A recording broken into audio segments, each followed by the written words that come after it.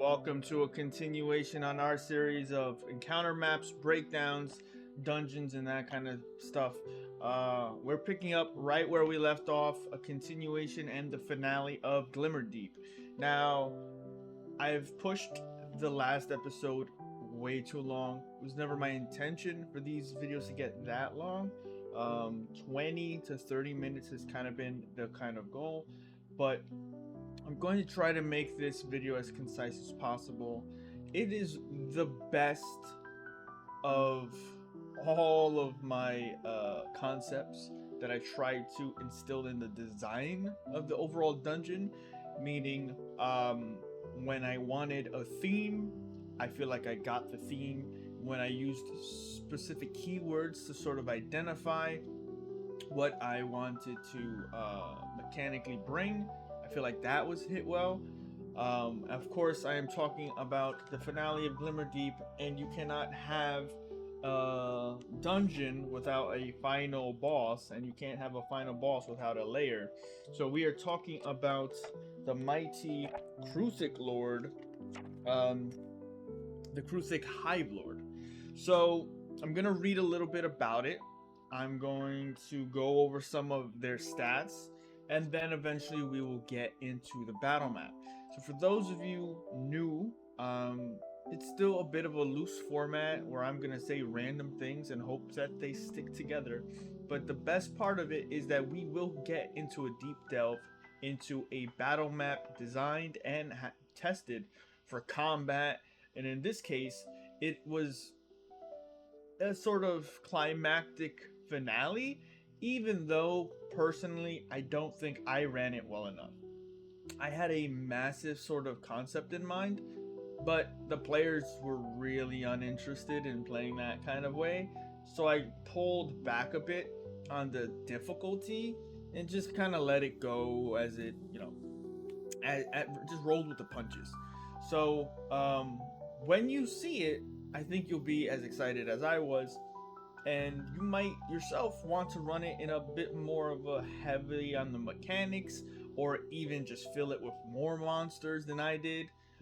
It's really special, but I'm gonna jump into it after I discuss the lore, which is that this mine has been overrun by Kruthiks, and we have already cleared out most of the dungeon, and all that is left is to find and destroy the Hive Lord. So, Kruthik Hive Lord. A Hive Lord rules each Kruthik Hive. When the Hive Lord dies, the surviving members of the Hive abandon their lair and search for a new one. When a suitable location is found, the largest Kruthik in the Hive undergoes a metamorphosis, forming a cocoon around itself and emerging several weeks later as a Hive Lord. A bigger and smarter Kruthik with the ability to spray digestive acid from its maw. The Hive Lord claims the largest chamber of the lair and keeps several adult Kruthiks nearby as bodyguards. Now, there's not a crazy cool image of it. It's a bit more like a sort of like sketch. But I had some things help me make some usable art. Some of the ones they had online were okay. I did end up using, I think, a mixture of someone's image, and then just gave it some more color in like Photoshop. It was really good, but I needed to make it a little bit bigger, because when I had designed the map, I think the map was too big. So based on the scale of it, it didn't look as imposing, and I kind of wanted this kind of like alien queen vibe, from Alien, like movie Aliens, not just generic Alien. So I made her a little bit bigger than she was supposed to be, but it came out really well. The map and the fight was okay. It was more of me lowering her difficulty, just because they did not. Like some adventurers do sometimes, they just want to go to the next part,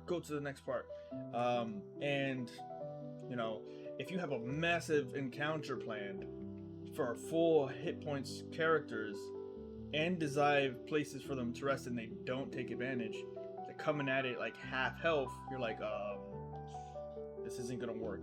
and you don't want to TPK still this early into a campaign. So I just pulled back on some of the mechanics, made her approach them, which wasn't really in the plan.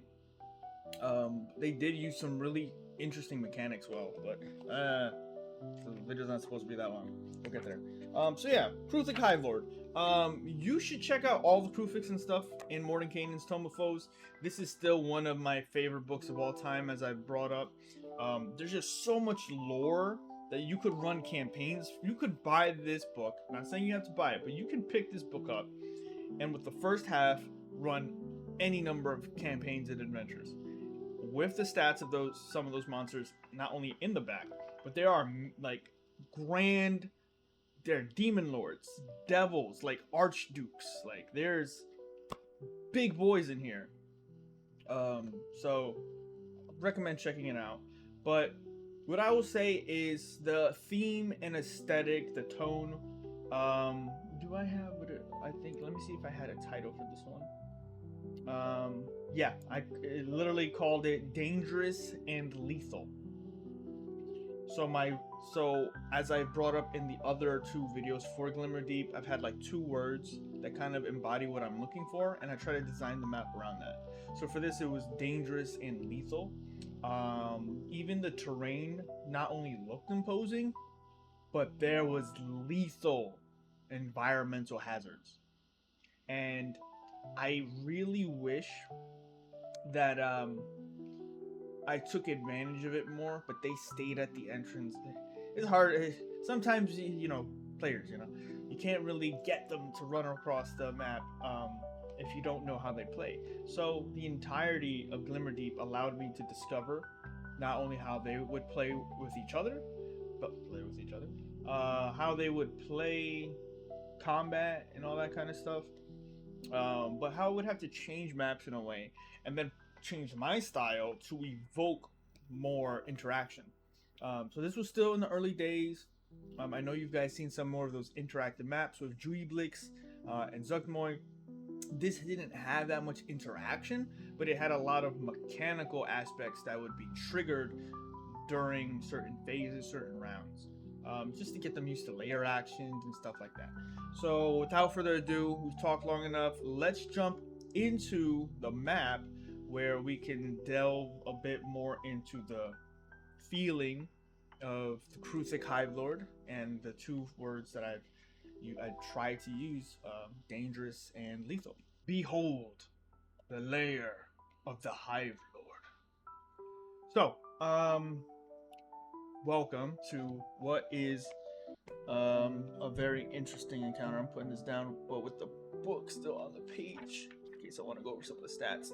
So, I almost blanked when designing this. I originally wanted like eggs in like sort of mixed cocoon larval states of green. But it didn't match like how the Kruthik look themselves. They have these like hardened exoskeletons.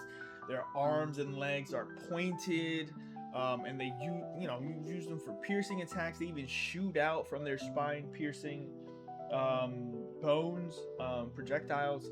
So I just wanted to lend more to that like harshness, that like look like, as you can see, like coming from the entrance, you would immediately see these like sharp and jagged, broken but still sturdy sort of rock structures, protrusions. Originally I was gonna create a mix of high ground, low ground. I'm glad I moved away from that and just focused on a sort of mix of some, and here were some of the vibes, by the way. And I hate to say it because now people are gonna be like, wow, that map looks good, that map looks intimidating, it looks fearful, what was your inspiration? And as much as it was like from the movie Aliens, this sort of like the Kruthik Hive Lord was going to be this big, massive, queen-like entity protecting its horde of eggs and trying to sort of recreate this massive colony of creatures to potentially take the Underdark and whatever. As much as that was a big inspiration, there was something more inspiring, and it was the scene from Coneheads, um, when they what was it Narful the Garfark, when they fight the kind of like big sort of creature in the end of the movie of Coneheads, and there's just like the bones of all these like fallen sacrifices and criminals and people that have, you know, I don't know why. It was just stuck in my head for a bit, and I just wanted to capture that vibe mixed with like alien horror. So it came out really well. But let's jump into it. Um, so I wanted to keep a couple more themes. Um, that this was a very rich and worth um, reclaiming mine. There was sources of oil. There were gems and crystals. So I lended more to that, still adding it to the sort of layer. We've got these big gemstones that they would put chip at and get some crystals and stuff. Um, the environment, I had some minor things I wanted them to be able to interact with, but overall, we had some eggs that would hatch periodically. We had these giant crystals to remind them that there was treasure to be had. There was a grapple hook, potentially useful if they wanted to. And you know, like I've said before, I don't know what they're going to use these things for. I might have some ideas what I would use them for. For example, they could take the grappling hook, attach one end to this mining cart, the other end to the Kruthik Hive Lord, and Spartan kick it down the hole. Or give them advantage for pushing it down the hole. Lots of different things. This hole is death. Straight up. We had dangerous and lethal as the sort of concept. And I really like, just look at this. Sorry, I'm more focusing on this. Like, take a look. The entrance, it can go left, it can go right, but then eventually they see this big, massive hole, and it's deep, it's wide, it's big enough for them to push it into the center with no problem. Easily, it could throw one of them down there. It lent a little to a very old campaign I ran, where I always liked to have this sort of finality to death if the group didn't have the means of resurrection. So if I knew that they weren't gonna be capable of resurrecting one of their fallen members, might as well just give them a glorious death by throwing him down the hole. In the other case, I kind of had the demon rip his head off of its teeth and chuck him into the thing. I was a more brutal DM back then. I am much more tamed, I think. But look at this map. It came out so well. Like overall, like I just want to take some of it apart so you can see kind of like a bit of the things that went into this. You know, like took me a long time adding some shadows. I even did a lot of small things like just adding some bones in here. We got some eggs. So the mechanics of the fight were... Should breathe before I keep talking, shouldn't I? Get the reference? So, Kruthik Hive Lord. It's a large monstrosity. Armor class of 20, which these guys were level 6, I think? 5 or 6? When we did this, this was pretty difficult. 19 strength, 16 dex, 17 con. Pretty strong. Pack tactics, tunneler, multi-attack, plus 7 to hit, 1d10, plus 4 spikes. The acid spray was the big one. 15-foot cone. Each creature takes 4d10 acid damage, or 22 average, which is pretty great for me, you know. But I had a couple Kruthiks waiting at the door for them. And the Kruthik Hive Lord was all that was remaining. The orcs did do a number on them recently, as the lore of the story was trying to sort of explain. Damn, my head is way too big. Let me move it like this. Then maybe I can go over it a little better. How's that for you guys? I end up regretting it when I. Damn, my head is so big.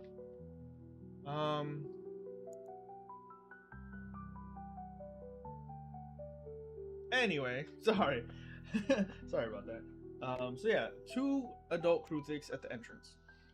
Um, then we had the Kruthik Hive Lord making her way down. The mechanics were going to be that Kruthiks were going to keep infinitely spawning from these eggs until they dealt with her or him. Hive Lord, I don't think was gender specific. It could be anything. They talk about metamorphosis. Um, it doesn't really go into any of that, but it's not really that important when it comes to um, if you wanted to make it a female or male, you could have done either. But it would have been interesting if, like, the Kruthik Hive Lord was a male, and somewhere out there, there's a queen, or maybe you want to run this like a king and queen, like the Hive Lord and the Hive Queen and stuff like that. You could really go a lot of different directions. You don't have to be beholden to the lore, but also the lore, the sort of backstory gives you room to maneuver. So yeah, I'm gonna keep rambling a little bit more. So spoke about the intro, spoke about the eggs. Hive Queen herself. I'm going to jump us over to the Roll20 map with the tokens so I can break down a little bit more of how that went. So give me one moment and we will jump into it. So picking up from where we left off, I have the map on Roll20. I have some of the tokens. And this is where I'm going to go a little bit into the mechanics, but also some of what happened. I had a couple Kruthiks at the sort of entrance here. The young Kruthiks would sort of spawn in at the top of every round. Um, we had many stapled eggs, and then we had some more eggs that would sort of lend to if they were just taking too long. I would just probably just raise all the eggs up, and then just all these young little Kruthiks would just start squirming around and shooting at them and stuff like that. Didn't go that way. They stopped at the entrance, held their held their ground, and they didn't really move. They just stayed there, let everything come to them. Not a bad tactic. It just kind of it took away from the opportunities, I feel, from not only seeing and showcasing the map. As a DM, like I've mentioned before, and this is a different form of sort of. In the previous video, we talked about the flail snail and players not understanding some things and forcing some kind of consequences when things aren't really understood from both, just miscommunication. In this case, I wasn't mad at all. I wasn't mad with the flail snail. But in this case, I had spent a long time designing this map for them to sort of take advantage of uh, space and stuff and see the sort of grandness of the Underdark and, their first dungeon. They played it a bit more mechanically gamey by sticking here, which was fine. You, as a DM, should think of creating solutions in that situation. I did not. Um, in some situations, you could just have a non-lethal, a rock or debris fall from the entrance and start forcing them a little bit more into the chamber, or have some sharp stalactites coming from the ceiling and force them to get a little bit closer in. They didn't even cross this line, so they played on 30%, 40% of the map, and there's all of this over here. So I ended up having to bring the Kruthik Hive Lord several rounds over to then come and attack them. They fought this one over here. some young Kruthik spawned in and, you know, joined in the fray. But overall, the map really wasn't utilized well. Um, for me to have made it this large, it's a bit my fault for making it more of a longer map, which I will say you will have opportunities to kind of reel that in and fix when you work on your maps and stuff like that. Looking at the map from you guys' perspective, so I can make it a little bit cleaner. Maybe this is better. It's hard. My head's huge. I don't know why I did it this way, but I did it this way. So, let me know what you guys think of this. I've made this video shorter on purpose. The other videos were a bit long, and I wanted to get to a finality of Glimmerdeep. As I not only finish this, I will be moving on to different content. Um, if you guys enjoy the encounter maps, the breakdowns, the mechanics, the story, this fight went well. They won. They took a bit some damage, but overall they played it smart and defeated the Hive Lord on their terms. They used a clever they used the terrain to funnel the creatures. They used fog spells to break line of sight. They did some great things and they won. So can't blame adventurers for winning. It is what it is. But what I would say is, if you get into these situations where you make a map too large, force them to come closer. Find things that might draw them in. Give them incentives. But things happen. I will be reusing this map in the future. It is available for you guys to use as you wish. Maybe keep the Hive Lord over here, and they don't want to move forward, and just more and more creatures spawn infinitely until they get to him and stop him. It's what it is. But anyway, as I was gonna say, if you do enjoy these videos, liking them is one thing. We don't get a lot of views yet, so showing the likes does let me know that you enjoyed it. Put a comment. Let me know if you have a question. I will answer it, or if you just want to see a different kind of video, because that's what we're moving towards now.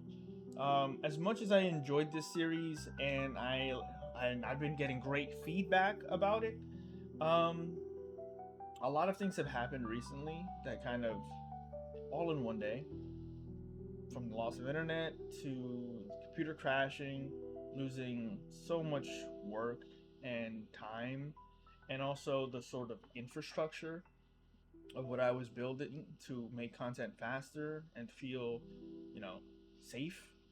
Getting out of work or working a long shift. People sometimes ask me why I'm not so aggravated, or I have so much patience.